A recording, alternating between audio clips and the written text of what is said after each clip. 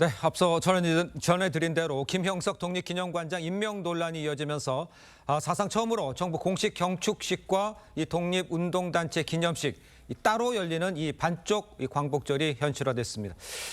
김민수 국민의힘 전 대변인, 조기현 더불어민주당 법률위 부위원장과 함께 정치권 소식 자세히 짚어보겠습니다. 안녕하십니까? 반갑습니다.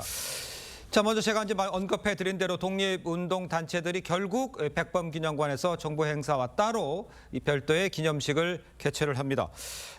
반쪽짜리 광복절이 된 이 상황은 먼저 어떻게 봐야 될까요?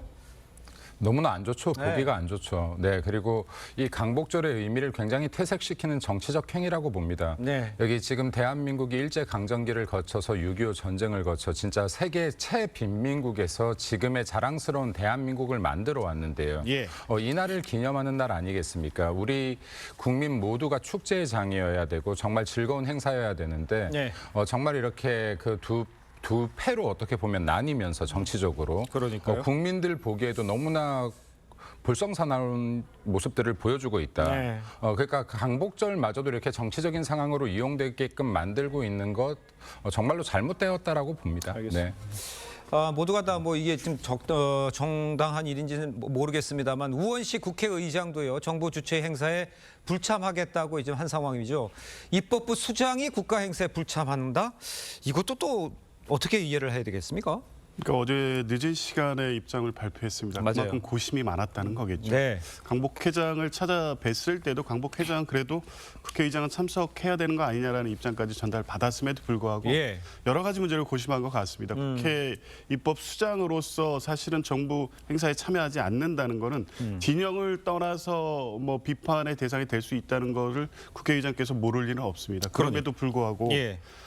본인이 독립운동가 후손이기도 한 점, 또 국회의장은 역시 헌법 수호의 책임을 같이 지는 또 입법부 수장이라는 점, 예. 이런 점을 고려했을 때 예. 지금의 어떤 사태에서 국회의장이 참가하는 것이 광복절의 의미를 퇴색하는 지금의 국면에 도움이 되는 것인가, 이런 방식으로 표현하는 것이 오히려 이 광복절의 의미를 되새기고 또 이후에 이런 논란을 더 확대되거나 하지 않도록 하기 위한 부분으로서 이런 식의 행위를 할 수밖에 없다, 이런 입장이신 것 같습니다. 그러니까요. 예, 이런 상황인데 김형석 관장 임명 철회를 요구한 이종찬 광복회장이요, 김 관장 임명 배경에 김구 선생을 테러리스트로 만들려는 음모가 있다, 이렇게까지 주장을 하고 있어요. 관련해서 김형석 관장의 입장까지 함께 좀 들어보겠습니다. 이거는 거대한 음모 속에 한 사람입니다. 그분의 목적은 뭐냐? 이승만 대통령 훌륭한 분인데 그분은 이혼해서 마치 건국 대통령으로 아주 신격화시키면서 또 한편으로는 백범 김구 선생이 고아 총진우를 죽인 암살한 테러리스트로 전락시키려는 이 거대한 작업이 지금 진행되고 있습니다. 제가 한 번이라도 김구를 뭐 죽여야 한다든지 김구가 나쁜 사람이라든지 비방하거나 폄훼한 적이 없는 사람입니다. 근거를 제시해 주시면 좋을 것 같아요. 그 김구를 테러리스트로 만든 거대한 음모로 다른 거 다 떠나서 요 주장에 대해서는 어떻게 봐야 되는 겁니까? 지금 이종찬 그 광복회장은 지금 이 정도면 역사적 망상에 저는 시달린다고 보고 있어요. 예. 그리고 지금 저는 김구를 대한민국 6천만 국민 중에서 김구 선생님을 누가 테러리스트로 보겠습니까? 어떤 예. 사람이 비하하겠습니까? 근데 전 이것보다 더 심각한 것은 이승만 대통령을 건국 대통령으로 신격화시킨다는 부분입니다. 이승만 대통령 건국 대통령 아닌가요? 대한민국 국민들 아버지라고 못 부르나요? 홍길동인가요, 이게? 결혼기념일, 부모님의 결혼기념일 너무나 중요하죠. 예. 근데 그날을 내가 태어난 내 생일이라고 우기면 안 되는 겁니다. 예. 부모님이 결혼하신 날 정말 중요해도 그날이 내 생일은 아니죠. 내가 태어난 날은 아니죠. 예. 네. 근데 이러한 것들을 지금 만약에 이렇게까지 역사적인 왜곡을 스스로 하고 있다라고 하면 전 이종찬 광복회장 굉장히 문제 있다라고 봅니다. 이분이야말로 광복회 자리에 회장으로서 있어야 되는 분인지 저는 굉장히 의심스럽다는 말씀을 드리고요. 예. 이 정도 발언까지 나왔으면은 국민의힘에서도 입장 표명 정확히 해야 되는 겁니다. 정확하게 해야 되는 것이고, 이승만 대통령 당연히 건국 대통령이고 건국의 아버지 맞죠. 네. 이를 통해서 대한민국의 토대를 이룬 것이죠. 그리고 자유선거가 시작된 것이고요. 예. 토지개혁, 농지개혁을 통해서 대한민국 국민이라면 자기가 농사지은 것들 자기의 재산으로 삼을 수 있게 된 거죠.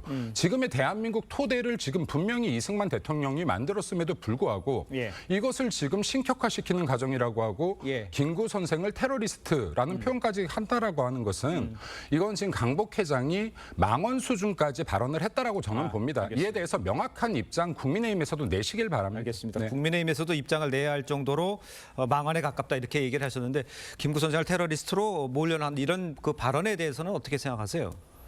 그럴 만한 배경들이 있지 않습니까? 지금 오늘 출간되는 책이 있습니다. 예. 테러리스트 김구라고 낙성대 경제연구소 연구위원 정한기 교수가 아마 집필한 책으로 알고 있습니다. 네. 명백히 이런 배경들이 있는 거죠. 낙성대 경제연구소가 어떤 단체입니까? 사실 뉴라이트 이론을 집대성한 반일 종족주의라는 책을 2019년에 출간을 했고요. 그걸로 네네. 문제가 많이 됐습니다. 이 책은 일본에서 오히려 더 많이 팔렸습니다. 예. 그래서 일본 우익들이 굉장히 필독서로 읽을 정도의 책이었다고 하고요.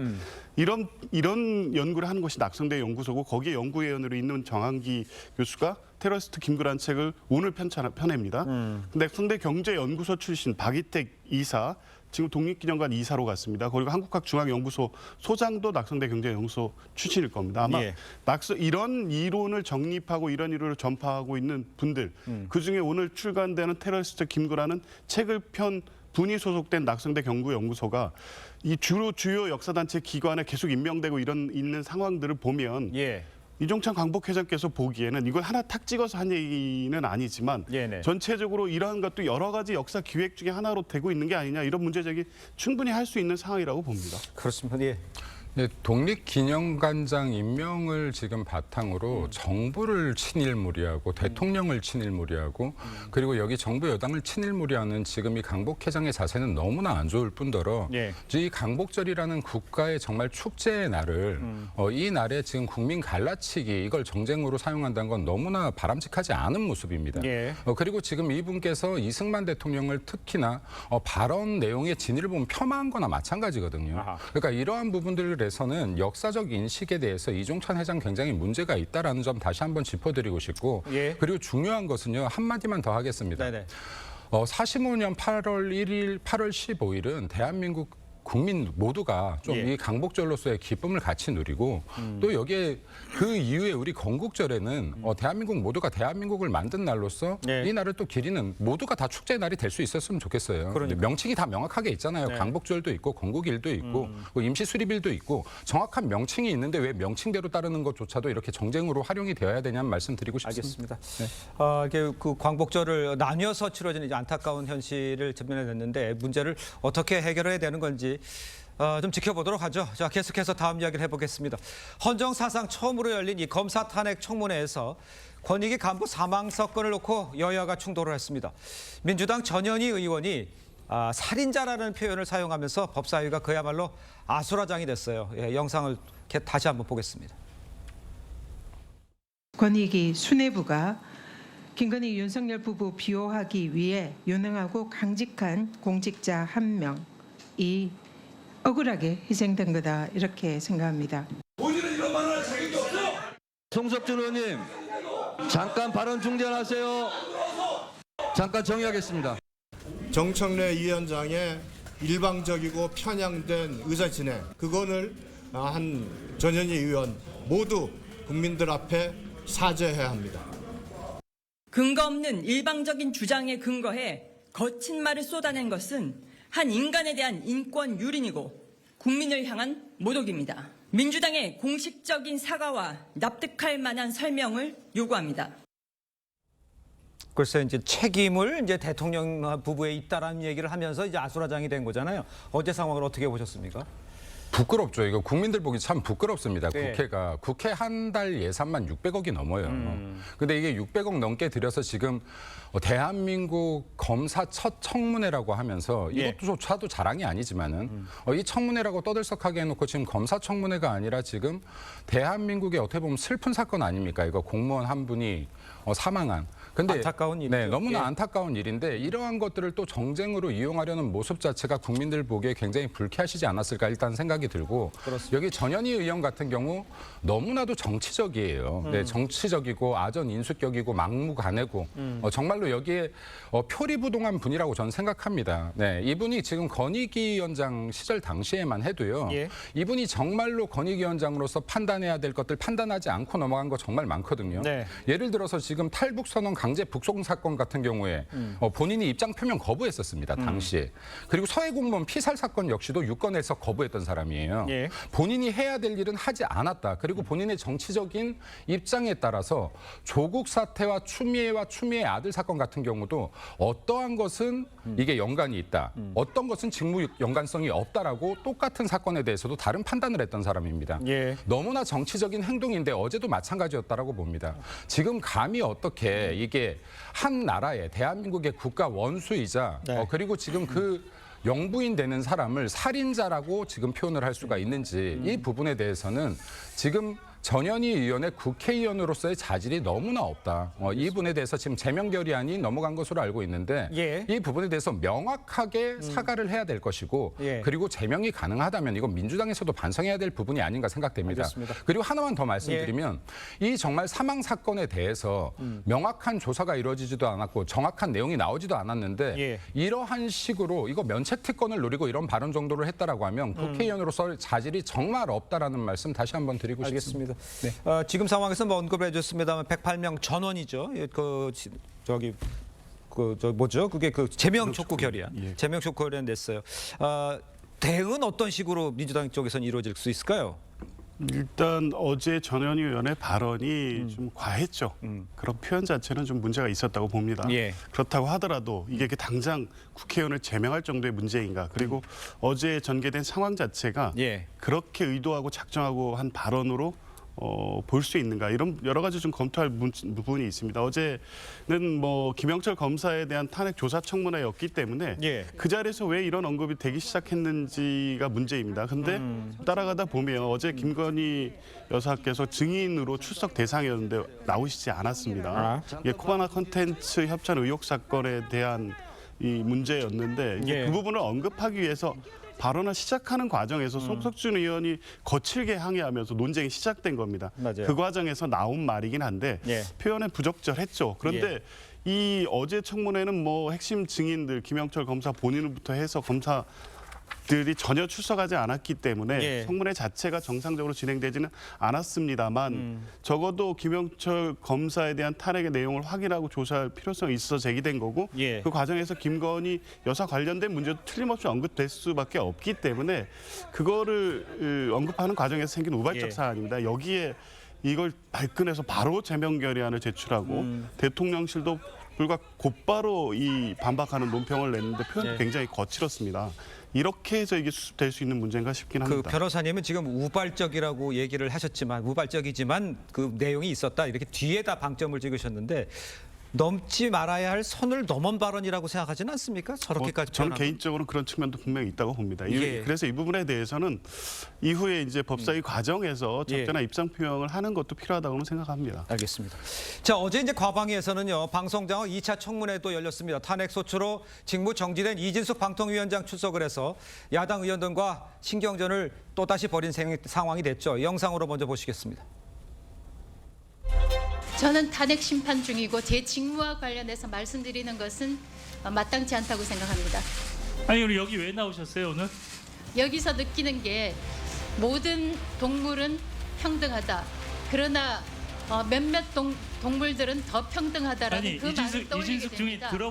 여기가 동물농장입니까? 지금 동물농장이라고 얘기하는 겁니까? 그러니까 말할 때 조심하십시오.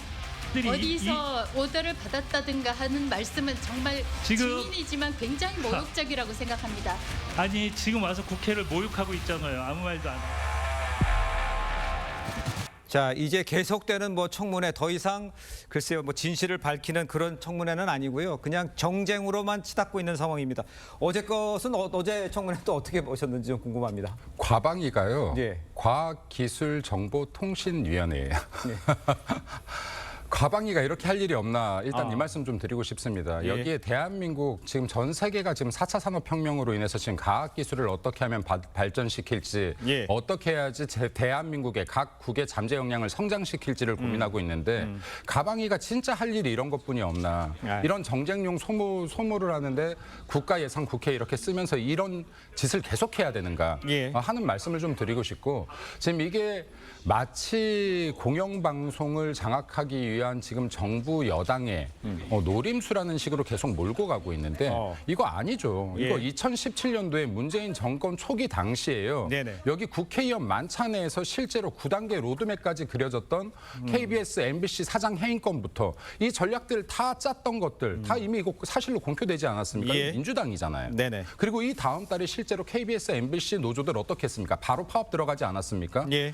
공영방송을 장악하려고 시도했던 것이 민주당이고 지금도 방송사법이네 사법이네 하면서 지금 이거 강행하고 있는 건 역시도 예. 어떤 쪽에서 정권을 잡든 간에 공영방송만큼은 민주당 손아귀에 잡겠다라는 법 아닙니까 결국에는. 예. 근데 이것을 통해서 지금 이 가방이가 정말 움직이지조차도 못하게 이 방통위가 움직이지조차도 못하게 하고 있는 것 민주당이 반성해야 됩니다. 예. 반성하시고 이거를 계속해서 정부의 언론 장악 시도라고 보지 말고 예. 민주당이 공영방송을 장악하기 위해서 얼마나 이렇게 소모적인 정쟁을 벌이고 있는지 한 번 정도 좀 반성해 주시기 바랍니다. 그 조규현 변호사에게 이렇게 여쭙게 여야의 주장 우리가 처음부터 계속 반복해서 얘기를 했습니다. 그 주장은 떠나서 이 청문회 이게 실효성이 있는 겁니까? 이거 뭐하러 이렇게까지 계속 해야 되는 상황인지 국민의 입장에서는 좀 답답할 것 같아요. 네, 뭐 그렇게 보실 수밖에 없는 예. 상황은 맞습니다. 그런데 적어도 국회가 적법 절차에 의해서 국회법에 따라서 하고 있는 청문회입니다. 예. 증인들은 출석 의무가 있고 국회 예. 증언 감정에 관한 법률에 따라서 증언의 의무가 있습니다. 예. 국회의원이 물으면 답해야죠. 억울한 일이 있고 부당하고 사실에 맞지 않는 일이면 하나하나 소명하면 됩니다. 그러니까 이번에 이 공영방송 이사 선임 관련해서도 절차적 문제, 실체적 문제에 대해서 계속 문제 제기가 돼 왔다고 하면 어제 방통위 부위원장도 마찬가지고 이준석 위원장도 마찬가지고 네. 본인 둘이 한 일이기 때문에 7월 30일에 무슨 일이 있었는지에 대해서 정확히 따져보자면 답변을 해야죠. 그렇게 하면 청문회가 실효성이 있어지는 겁니다. 그런데 일체 답변을 거부하고 국회를 무시하는 태도를 보이면서 이 청문회가 무용한 청문회라는 걸 입증하기 위해서 어제 나온 것처럼 보였습니다. 적법하게 진행되는 청문회에서 네. 이 국가 국무위원급 위원들이 할 수 있는 태도가 아니죠. 이걸 노리고 국회를 무시하는 발언을 하기 때문에 이런 비판이 나올 수밖에 없다는 점도 지적해두고 싶습니다. 알겠습니다. 자, 다음 소식도 짚어보겠습니다. 민주당 정봉주 최고위원 후보의 이 이재명 파리 척결 발언을 두고 지금 후폭풍이 거셉니다. 당내 최대 친명 조직인 이 더민주혁신회의는 무릎 꿇고 사과할 것을 요구를 했어요. 일부 지지자들 정 후보의 출당까지 요구하고 있는 상황입니다. 이게 그냥 사그라들 수 있는 상황입니까? 어떻게 더 확대될 수 있는 상황입니까? 일단은 이번 주 일요일까지는 계속 예. 확대될 수밖에 없고요. 예. 전당대회가 끝난다고 하더라도 뭐 후유증이 남을 수밖에 없는 상황인 것 같습니다. 예. 일부 당원의 문제가 아니라 상당히 많은 당원들이 강력하게 반발하고 있습니다. 예. 그러니까 어제 당사 앞에서 집회도 했고요. 표현 자체가 좀 과도했습니다. 그러니까 이게 어떤 입장을 표현하고 비판할 수 있지만 본인이 박원석 전 의원을 통해서 전달된 메시지를 해명하는 내용으로는 적절하지 않았다는 인상이 당원들에게 강하게 미쳤고 이 부분에 대해서 지금 당내의 어떤 당원들의 분위기가 심상치 않게 전개되고 있습니다. 알겠습니다. 그럼 현실적으로 보면 정 후보는 현재 누적 득표 2위로요. 지도부 입성이 좀 유력시 되는 상황입니다. 그러니까 이런 상태에서 뭐 최고위원이 될 수는 있지만 밖에서 봤을 때 어느 정도 역할 또 정봉주 최고위원은 어떤 역할을 할 수 있게 될까 이런 거에 대해서는 어떻게 생각하십니까? 정봉주 의원이 저는 이게 우발적인 발언이라고 생각하지 않거든요. 그러니까 이 과정에서 지금 어쨌든 이재명 당대표의 발언을 통해서 순위가 바뀌게 되니 최고위원 순위가 바뀌게 되니 예. 이 부분은 이제 라디오를 통해서 이재명 당대표 같은 사람은 대통령이 돼서 안 된다라는 발언도 나갔고요. 예. 네, 그리고 이 사람이 공직자 출신이라 저기 약간의 자기 비난도 참지 못하는 사람이다 이런 발언들도 했거든요. 네네. 근데 이 정도 수위를 했다는 것은 이미 지금 민주당의 전당대회는 누적 집계 방식이라 표 계산을 철저히 했을 것이다. 내가 이 정도 발언을 해도 이미 내가 최고위원회에서 아웃되는 상황은 면한다라는 것을 철저한 계산하에서 나온 발언이라고 보고 있기 때문에 최고위원으로 들어가게 된다라고 하면은 본인의 정치적 영향력을 키우기 위해서라도 그 포지셔닝을 할 것으로 판단됩니다. 네, 그래서 이제 뭐 좀 일종의 비명이나 반명의 구심점 역할로서 좀 자리매김을 하려는 의도도 있지 않는가라는 생각도 하고요. 네. 알겠습니다. 자, 근데 민주당에서는요, 김경수 전 그 경남지사 복권 여파도 지금 이어지고 있죠. 친명계에서는 김 전 지사 향후 행보를 두고 이런 말들이 나왔습니다. 정성호, 장성태 의원 발언 한번 듣겠습니다. 전혀 근거 없는 얘기고요. 실질적으로 정치를 다시 하려고 하면 본인 조직이라든가 당원의 지지라든가 또 이런 게 있어야 되지 않겠습니까? 저는 아마 김경수 지사님이 만약 마음의 준비만 되신다면 저는 지명직 최고까지도 아마 이재명 대표께서 고려하고 계시지 않을까. 김경수 전 지사가 최고위원이 될 수도 있습니까? 지명직?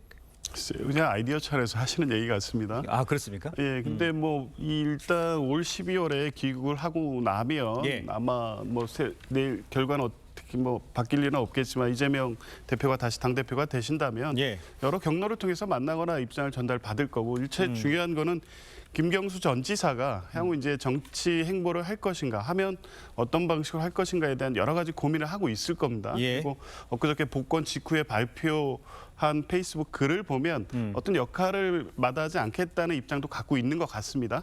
그렇다고 하면 그게 뭐 최고위원이 될지 아니면 당내에서 어떤 목소리를 내는 세력화가 될지 지금은 뭐 규정하기는 어렵지만 적어도 어떤 역할을 하게 될 것이고 이재명 대표도 분명히 환영하고 당의 다양성과 외연 확대에 도움이 된다고 판단하고 있기 때문에 어떤 역할을 당에서 공식적으로 요구할 수도 있을 것 같습니다. 밖에서 봤을 때는 김경수 전 지사는 어떤 역할을 할 것 같아 보이세요? 사실 이게 김경수 지사가 이번에 사면 복권됐다라고 해서 민주당의 이재명 체제를 흔들기에는 굉장히 약하다라고 봅니다. 왜냐하면 이재명 체제가 뭐 비록 사법 리스크나 그리고 굴종적인 복종에 의해서 이게 부실공사이긴 하지만 지금 콘크리트처럼 단단한 체제이다. 그래서 지금 이게 김경수 복권으로 인해서 이재명 체제가 흔들릴 일은 없을 것이다라고 개인적으로 보고요. 근데 김경수의 역할이 나오기 위해서는 이재명 당대표의 사법 리스크 중에 단 하나라도 현실화되는 과정이 필요할 것이다라고 봅니다. 알겠습니다. 자, 오늘 급하게 달려왔습니다. 두 분 말씀 오늘 여기까지 듣겠습니다. 고맙습니다.